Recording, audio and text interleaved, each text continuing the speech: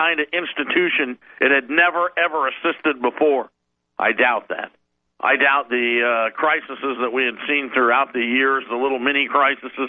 Now, of course, they're trying to tell us that it's behind us and that we're in a recovery, even though everything has just gotten worse. Everything they predicted for this year on Wall Street, okay, has never happened. Right? The recovery did not happen. The numbers are horrific, but today they're better than expectations, like yesterday. Sales are still down 72% from '07, but, what the heck? They're all still in business. How'd everybody stay in business? Oh, the plunge protection team. Fed officials emphasized that their actions were meant to stabilize the financial system that was collapsing in late '08.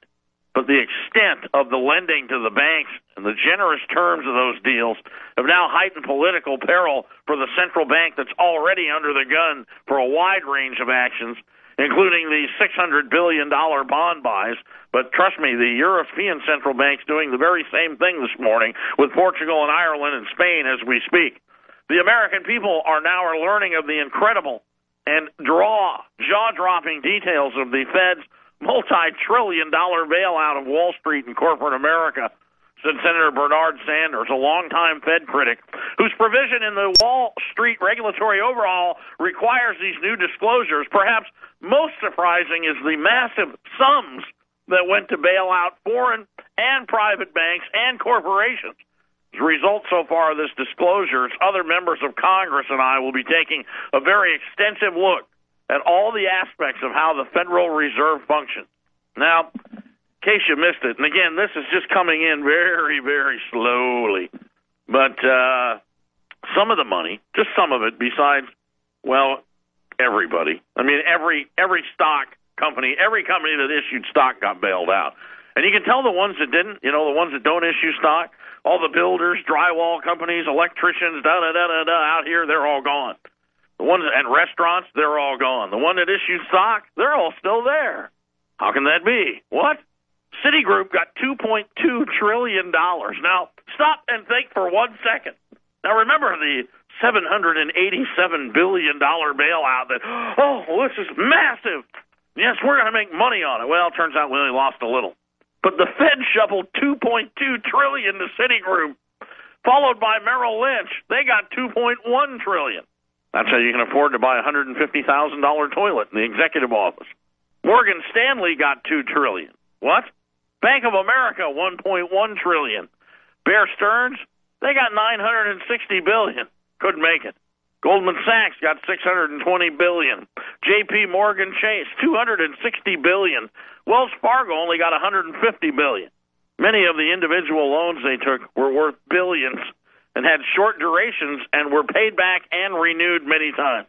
Now, we call this prosperity, and they call it earnings, ladies and gentlemen, because the banks on a whole could only make $17 billion so far for the year.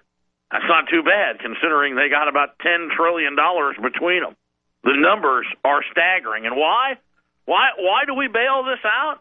Well, I'll tell you why. Look at General Motors. General Motors bailed out. Everybody's taken care of, and they got to go public again with their stock. All you people pile in there, and now, miraculously, they were able to fund some of their pension funds. General Motors took another step towards cleaning up its balance sheet when it pumped $4 billion in cash into the underfunded U.S. pension plans. The company made the payments 2 weeks after their historic initial public stock offering. Yesterday, they had their CEO, who was actually doing a Nixon. He was standing there holding up the two peace signs, "I am not a crook," in front of the Chevy Volt. Yes, the car of the year is now heading to a showroom near you with a really long extension cord. But why, really? Why, really, do we get to bail these banks out, and what happened, and why this is not going to help you at all? Well, take a look. Take a look at the Bank of America. This morning is announcing that, yes, we are now, they call it Asia, but we are now China's bank. Yes, the Bank of America is becoming the Bank of China, as their revenue has now risen 30%. You bail them out, and they turn around and they go to China. Well, that's fine, I guess. Are we going to call this prosperity here in America?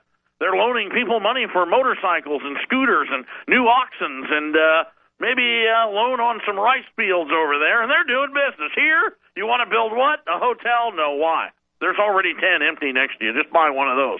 Will you loan me money for that? No, we won't. Bank of America is now headed for their best year ever on mergers and acquisitions in the Asia Pacific. We'll just call that China. How's that?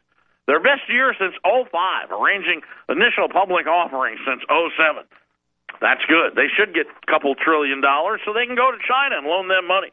General Motors says its sales in China now has climbed 11% in November, and that is exactly what that IPO is about, ladies and gentlemen. If you think it's about selling Chevy Volts to people that are on unemployment in Paducah, Kansas, you can just forget it. It ain't going to happen. They're not going to buy them. But yet sales in China has climbed 11% from a year earlier on strong demand for its Buick and Chevrolet models. They love them over there. They can't get enough. Why not? They got all our jobs.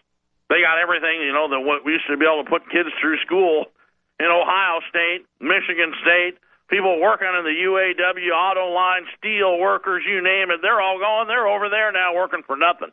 They don't have to put their kids through college because the communist government tells them where they're going to work, decides if they're going to educate them or not.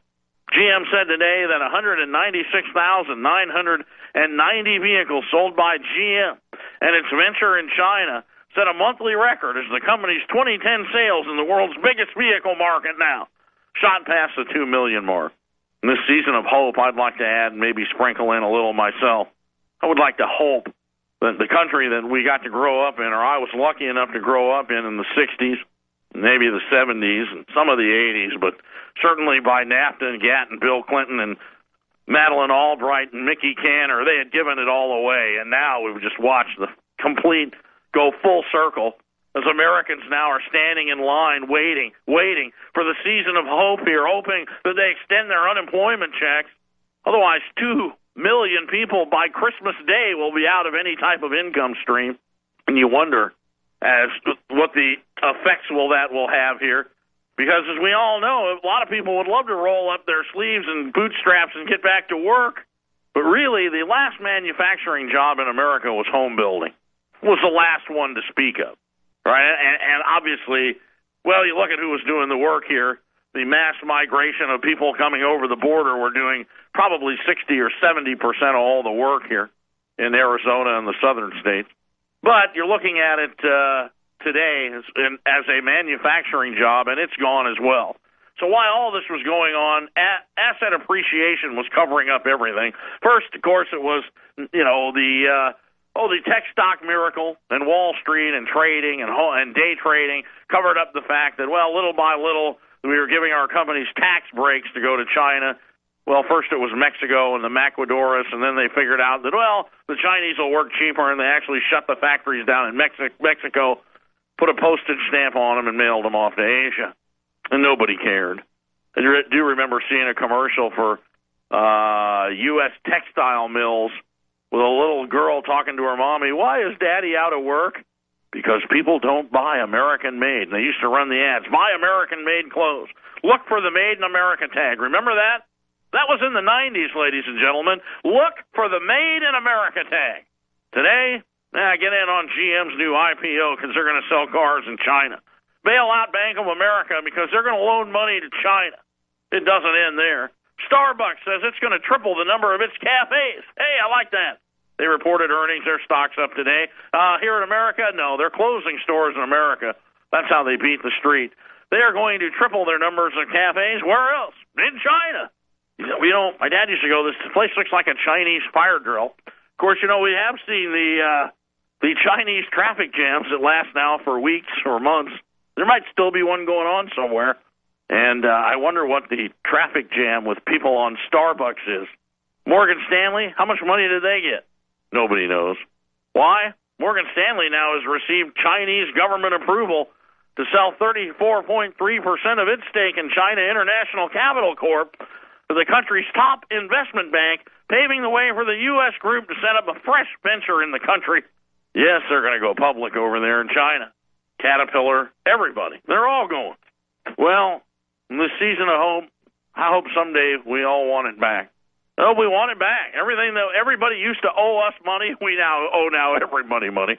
And, of course, this is not just, here, it's just in America. I mean, we may have invented the problem.